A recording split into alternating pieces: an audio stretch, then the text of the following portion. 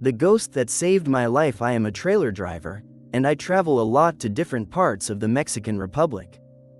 In some of my trips, inexplicable and terrifying things have happened to me. What I am about to tell you happened to me on the renowned Rumorosa road, heading to Tijuana. I was transporting sugar from Guadalajara. My trip was going to last about 48 hours due to my heavy load. Almost 40 hours later, I arrived in Mexicali. I had slept little and was somewhat tired, but I still had to cross the Rumorosa. Whoever knows that road knows that it is very dangerous because of its slopes, closed curves, and deep ravines, as well as the stories told of that dark place.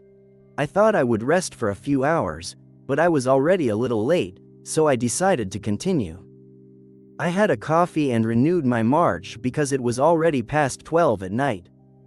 As I got into my truck, I saw a woman making signs through my rearview mirror.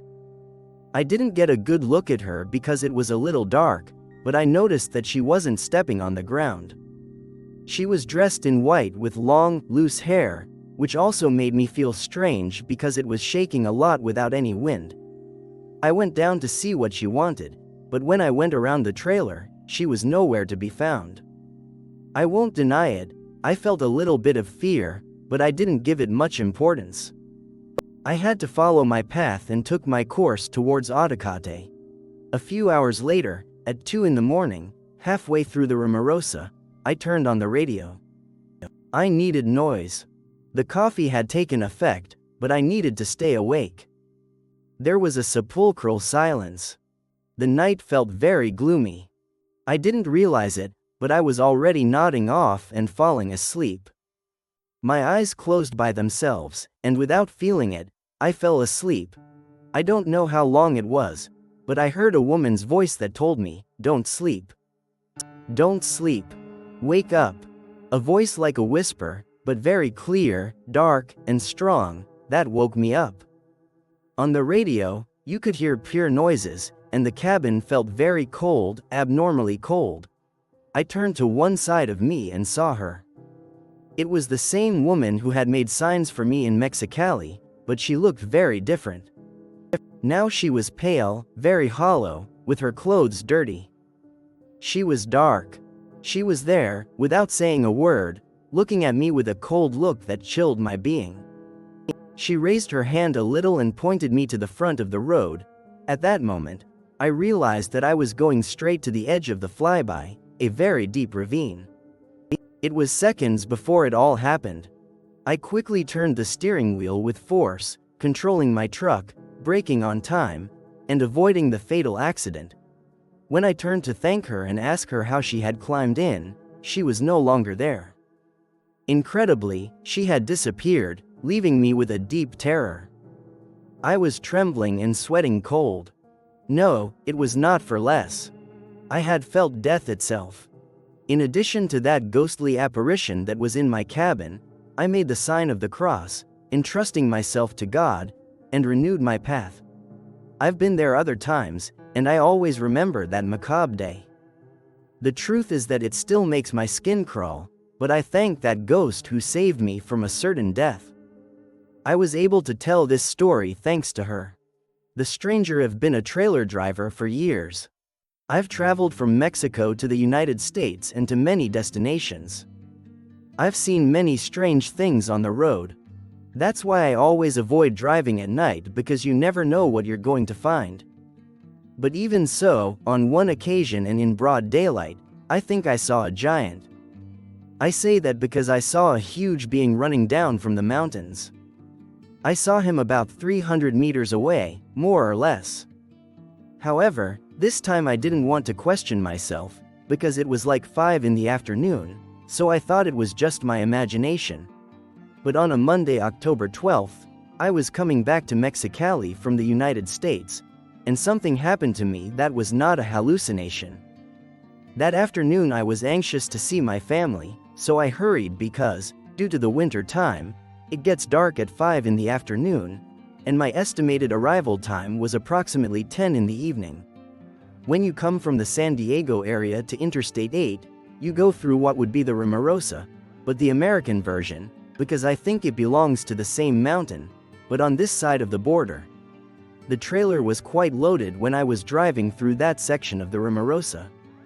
On a climb, I passed a rolling house that caught my attention because of the motorcycles that it was carrying in the back. I thought it was surely an American family who came to spend a weekend on the west coast of the country. They sped ahead on the climbs, and then came a prolonged descent. When I started to go down, I saw that they picked up more speed. In the rearview mirror, I noticed that behind me came a colleague with very high, quite incandescent lights.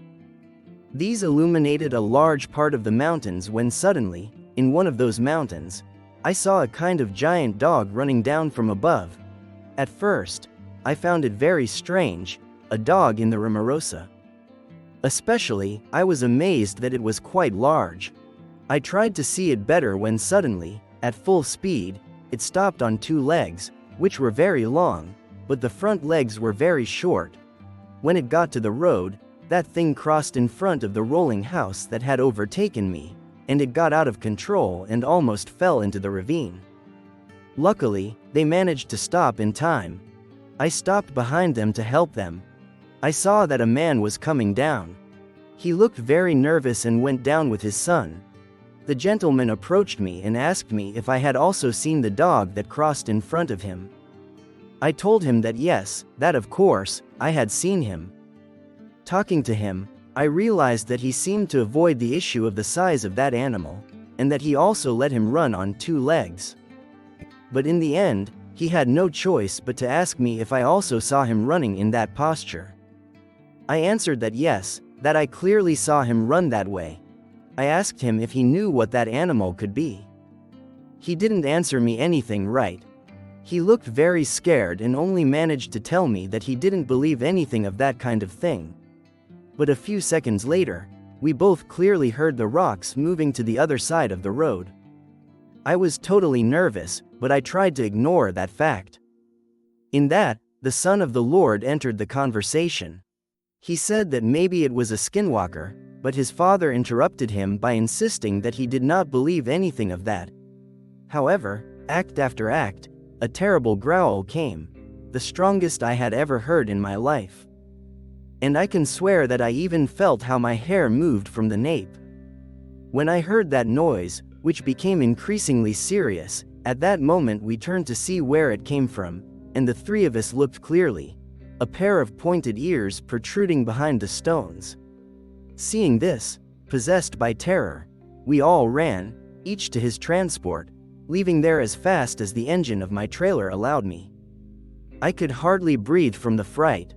I don't know what that beast was, but I can swear that this story is completely real. A curious fact that I could notice that day was that when the Rumorosa started to rise, there were many patrols at the foot of one of the mountains. I thought that maybe an accident had occurred, but I didn't see any car. However, I remember that the police officers wore powerful lamps with which they lit up the mountains, and some even had their weapons drawn. There was also one making signals for us to move fast as if they had any urgency because we were leaving soon from there. Anyway, thank God for coming safely to my house that night. The specter that climbed my trailer. This happened to Felipe in 2015. He comments, it was approximately 12 at night, and I was driving through the famous area of the Rumorosa, well known for the number of accidents that happen in that place, since it is a pass of approximately 20 kilometers with very dangerous curves and ravines, especially in rainy times, since that zone is extremely high, and the water that stays on the highway cools and turns into ice. I was heading to Guadalajara with a load of clothes. I had 2 days to arrive and deliver the load. The rain was falling heavily on the roof of my trailer, and I could barely see the road. There were moments when I could literally see nothing. I couldn't pull over because the rest areas were full of water. I had no other choice but to keep going in slow motion. Suddenly, my skin started itching. A cold shiver shook my body, as if it were warning me that something bad was about to happen. I was about halfway down when I saw a car parked right in front of me. I was driving at low speed. I was braking to get there, and I stopped my trailer in front of that car. I was driving to help the person, but I was surprised, because the car was only there. I turned to the sides, but I couldn't see anyone. This seemed so strange to me. I decided to walk to my trailer and follow my path. When I entered the cabin, my body again shook with cold. I felt an intense cold inside. Anyway, I just wanted to go and I set off.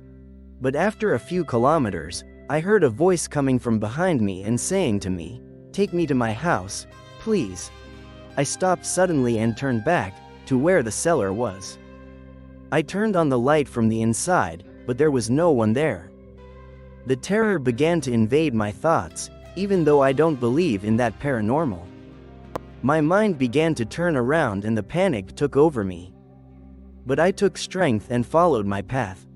The night and the panic I sometimes felt made me speed up my trailer to get out of the Rumorosa faster.